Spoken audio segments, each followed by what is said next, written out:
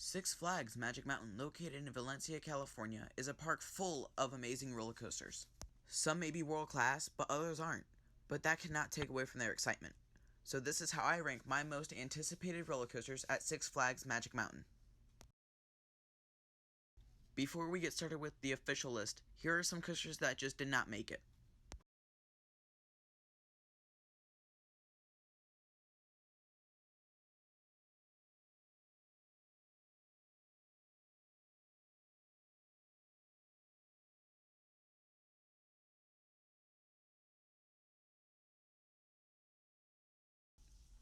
At number 15 is Viper, an aerodynamics mega looper.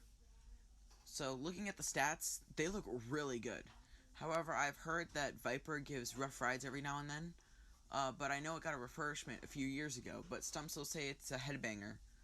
So that's why I'm going to keep it around number 15, but it still looks like a pretty fun ride for an aero coaster. The three loops look really good, and that Batwing looks insane. This ride looks to pull a lot of forces, which is why it's actually on the list.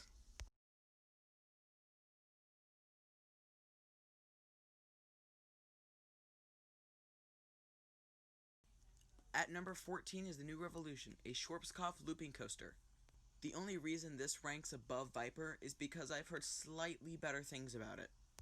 It's got the one loop and a few drops, although I have heard this coaster has a few pops of airtime.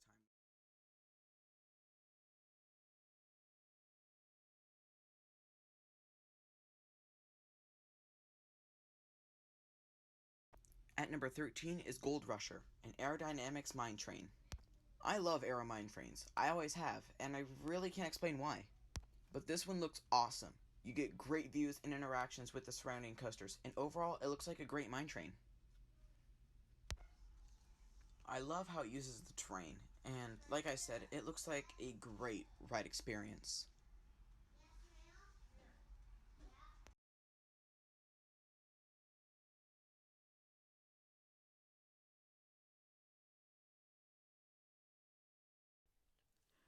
At number 12 is Goliath, a Giovanella hypercoaster. I've heard good and bad things about this coaster. I've heard that there's no forces on the drop and no airtime at all, but I hear great things about the helix at the end and that it's smooth overall. This is why it is no higher nor lower on this list.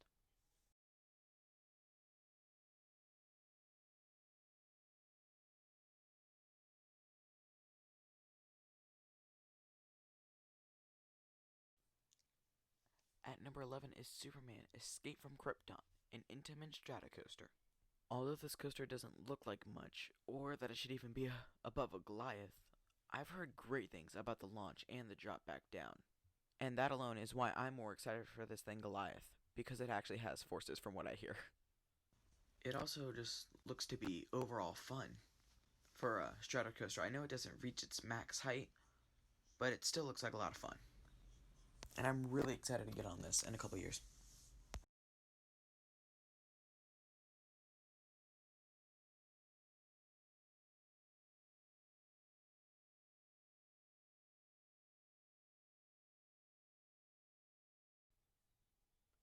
At number 10 is Riddler's Revenge, a B&M stand-up coaster.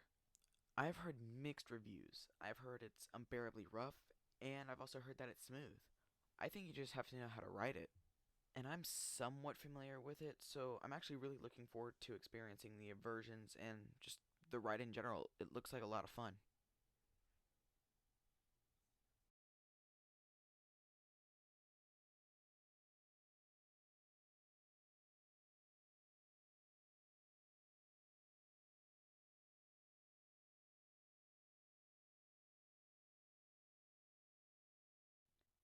At number 9 is Ninja, the aerodynamic suspended coaster. I've never experienced a suspended coaster from Aero. The closest thing to it I've actually ridden is the Pterodon flyers at Islands of Adventure. But these transitions and turns look thrilling, and the swinging trains look amazing, and I'm just really excited to get this credit. It's going to be one heck of a ride, I can guarantee that.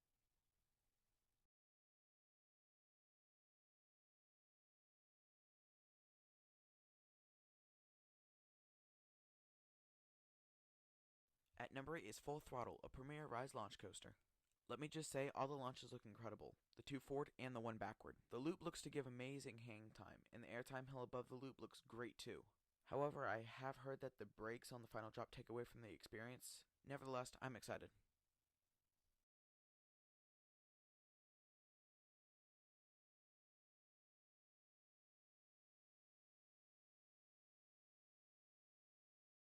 At number 7 is Scream, a B&M floorless coaster. All the inversions look fun and intense. They look amazing, from the Cobra Roll to the interlocking corkscrews.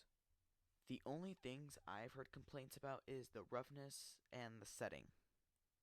Personally, I can handle the roughness, and honestly, the location really doesn't bother me considering I'll be focused more on the feelings of the positive G's and that kind of stuff. So that, at least for me, won't take away from the ride. This ride just looks insane, and I cannot wait to get on this.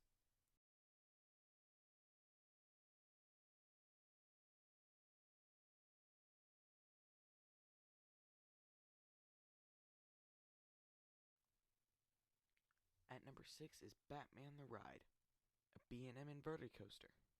This ride screams intensity. It looks fast paced, whippy, and overall fun. The inversions look insane, and the pacing looks incredible. I don't think this will be better than Montu, but it still looks like an awesome coaster.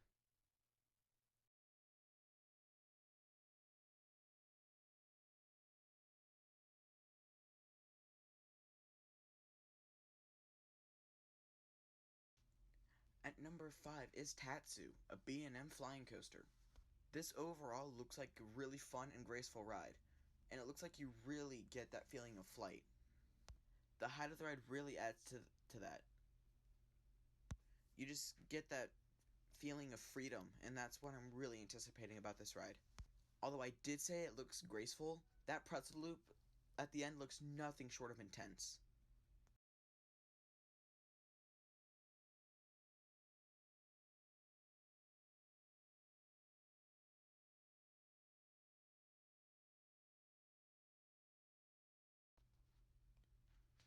At number 4 is Twisted Colossus, an RMC hybrid coaster.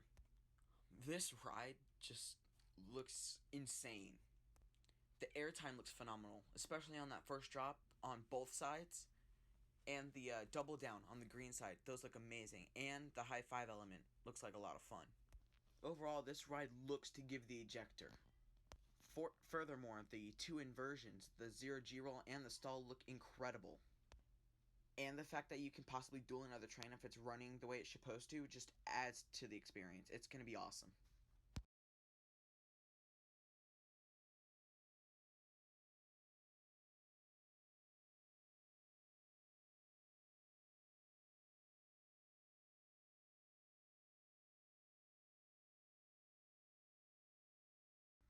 At number 3 is West Coast Racers, a Premier Ride launch dueling coaster.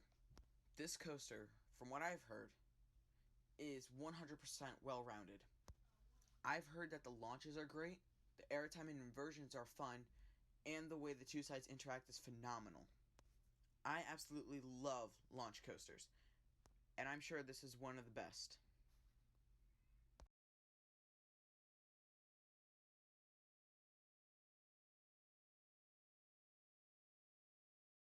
At number 2 is Apocalypse, a GCI wooden coaster. One word, laterals. These laterals look crazy.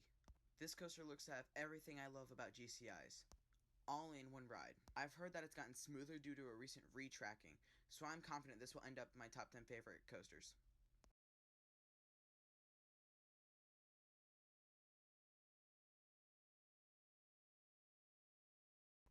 At number 1 is X2, an Aerodynamics 4th Dimension coaster.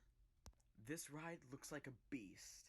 This looks to be one of the most intense coasters out there. The way the trains flip through the drop and the inversions looks to be packed with positive forces. There is so much I could say about this ride, but all in all, this is the coaster I am most looking forward to at Magic Mountain.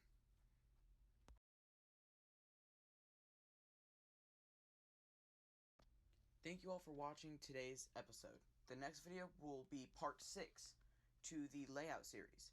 If you have an idea for a future video, leave it in the comments. Again, thank you all for watching, and I will see you in the next one.